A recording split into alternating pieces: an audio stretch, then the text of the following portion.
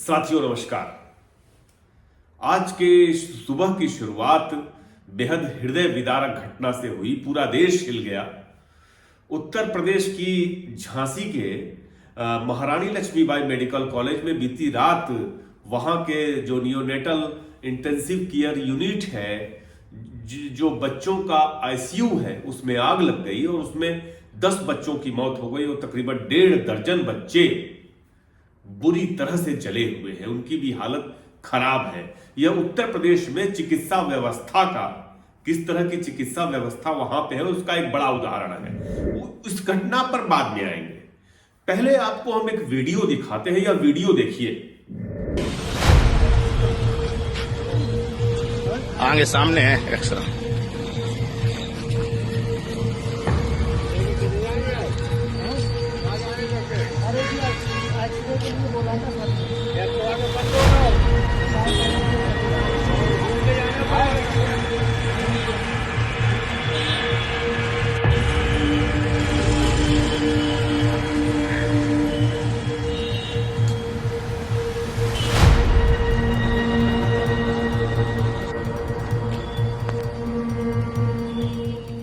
यह वीडियो ज्यादा पुराना नहीं, केवल 1 माह पुराना है।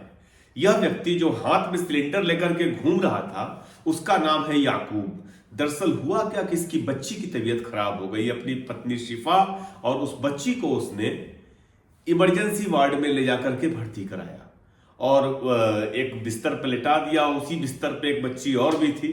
वहां पर मौजूद डॉक्टर्स ने कहा कि जाइए एक्सरे करा कर ले आइए, और आप यकीन नहीं मानेंगे, उनको कहा कि आप ऑक्सीजन सिलेंडर साथ लेकर जाइए जो लगा हुआ है बच्चों को।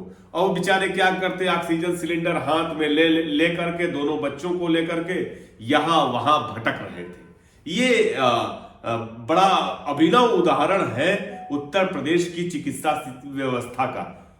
आश्चर्य की बात है, आप आश्चर्य भी करेंगे कि यह घटना, जिसमें कि सिलेंडर लेकर के यह व्यक्ति इधर उधर अपने बच्चों का एक्सरे कराने के लिए घूम रहा है, दरअसल महारानी लक्ष्मीबाई मेडिकल कॉलेज की है, जहां पर बीती रात आग लगी। आग लगने की घटना के बारे में जो जानकारी मिल रही है वह बड़ी चौंकाने वाली है।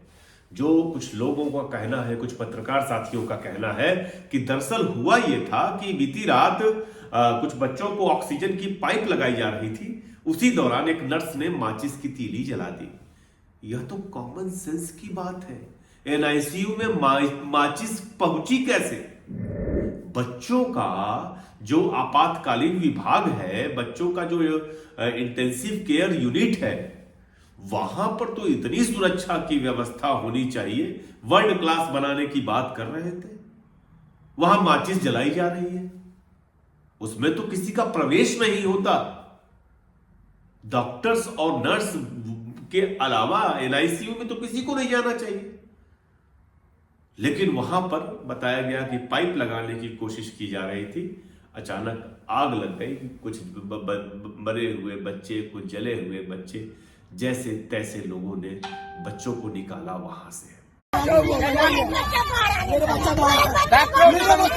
लेकिन फिर भी 10 बच्चे नहीं रहे।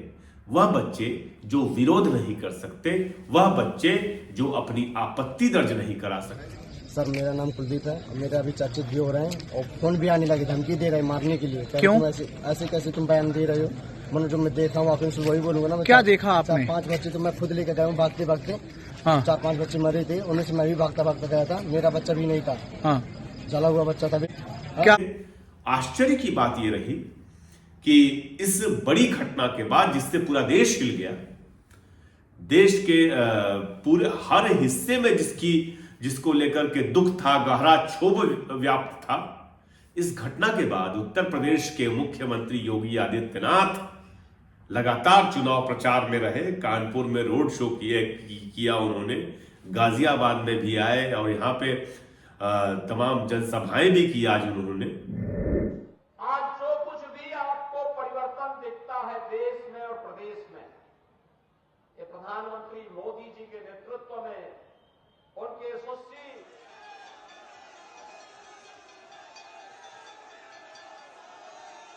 एक बात मेरे समझ में नहीं आती, मुख्यमंत्री का क्या दायित्व होना चाहिए था आज के रोज? आज की रोज उनको महारानी लक्ष्मीबाई मेडिकल कॉलेज में होना चाहिए था कि नहीं होना चाहिए था? आप सबने देखा ही होगा वह वीडियो कि किस तरह से जो उप मुख्यमंत्री ब्रजेश पाठक, स्वास्थ्य मंत्री भी हैं, जब पहुंचे उनके पहुंचने से पहले चूना बिछाया जाने लगा सड़क पर, स्वागत शुरू हो गया। ब्रजेश पाठक को उसकी आलोचना करनी पड़ी, लेकिन ब्रजेश पाठक इस आरोप से नहीं निकल सकते कि उनके बतौर स्वास्थ्य मंत्री रहते हुए इस तरह की घटना महारानी लक्ष्मीबाई मेडिकल कॉलेज में घटी।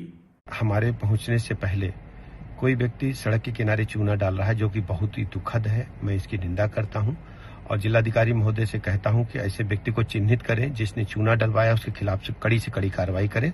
हम इसे बिल्कुल स्वीकार नहीं करेंगे। ऐसा नहीं है कि ये एक पहली कोई घटना है। गोरखपुर मेडिकल कॉलेज में जिसमें कि 63 बच्चों की और 18 एडल्ट्स मरे थे ऑक्सीजन की कमी से, वो तो सबको याद होगा रातों रात क्या हुआ था। और उस वक्त तत्कालीन जो स्वास्थ्य मंत्री थे सिद्धार्थ सिंह, उन्होंने कहा था कि अगस्त के महीने में तो बच्चे मरते ही रहते हैं, अब क्या करोगे, अब क्या कहोगे, अब तो नवंबर है, अगस्त का महीना भी नहीं है। उस वक्त डॉक्टर कफिल, जिन्होंने बच्चों को बचाने में बड़ी भूमिका निभाई थी गोरखपुर में, चूंकि मैं गोरखपुर था, मैंने अपनी आंख से देखा था, उनके ऊपर न जाने कितनी कार्रवाई की गई। उनको मतलब कि वो व्यक्ति अब तक भटक रहा है। तो महारानी लक्ष्मीबाई मेडिकल कॉलेज का जिम्मेदार कौन है जो वहां पे घटना घटी? आपको बताऊं कि इस मेडिकल कॉलेज की बड़ा इसका नाम रहा कभी, लेकिन आज जो स्थिति है, आप जाओ देखो 3-3, 4-4 महीने तक MRI और CT स्कैन की मशीनें खराब रहती हैं। डॉक्टरों की इतनी कमी है एमएलबी मेडिकल कॉलेज में, सरकार के पास पैसे नहीं है कि पदों को भर सके। तमाम विभागों में प्रोफेसर्स नहीं है। तो दरअसल जब जो ये घटना है, ये उत्तर प्रदेश सरकार की स्थिति को बताती है। इस तरह की घटनाएं आपको बता दें कि अभी एक पिछले महीने की रिपोर्ट थी कि बरेली में पिछले 6 महीने के दौरान बरेली के डिस्ट्रिक्ट हॉस्पिटल में 243 बच्चों की मौत हुई है। आप अंदाजा लगा लीजिए कि इस समय उत्तर प्रदेश की स्वास्थ्य व्यवस्थाएं कैसी हैं। ब्रजेश पाठक अगर उप मुख्यमंत्री मेरे इस बातचीत को सुन रहे हों तो उनको ये बात उनके दिमाग में जरूर होगी कि ये जब इतने बच्चों की मौत हुई तो आप कर क्या रहे हो भाई?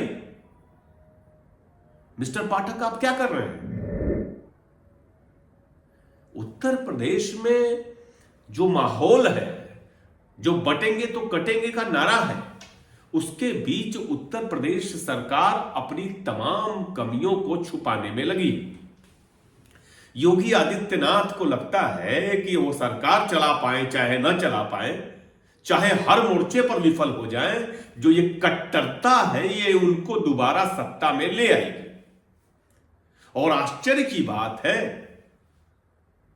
झांसी से सटा कानपुर है, वहां पर वो रोड शो निकालते हैं, उसमें उतनी ही भीड़ होती है जितनी आम दिनों में होनी चाहिए। किसी पे चेहरे पर कोई क्षोभ का भाव नहीं दिखाई देता। ब्रजेश पाठक इस बात के लिए माफी मांगते हैं कि हम उनके खिलाफ कार्रवाई करेंगे जिन्होंने सड़क पर चूना फेंका। आप उनके खिलाफ कार्रवाई कब करेंगे जिनकी वजहों से इन बच्चों की अकाल मौत हुई? आपने बरेली में अब तक कोई कार्रवाई क्यों नहीं की?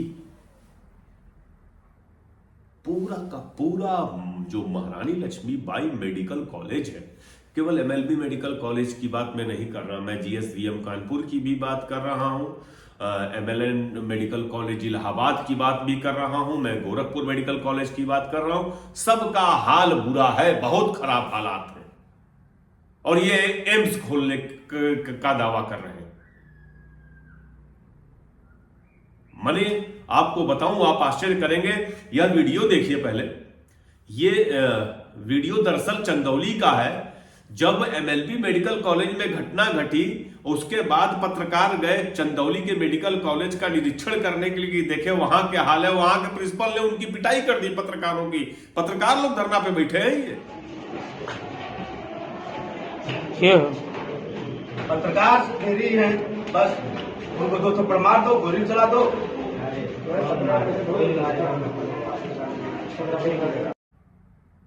यह उत्तर प्रदेश का हाल है। देखते हैं कब तक चलती है यह व्यवस्था, लेकिन नैतिकता कहती है कि उत्तर प्रदेश के मुख्यमंत्री और उप मुख्यमंत्री के साथ साथ जो जो लोग इस घटना के पीछे जिम्मेदार हैं, उन सबको इस्तीफा दे देना चाहिए। मुझे नहीं लगता कि नैतिकता का वह आभास उनके भीतर होगा। इतनी संवेदनशीलता आज के हुक्मरानों में शेष नहीं बची है, लेकिन यह दुखद है, हम शर्मिंदा हैं। नमस्कार।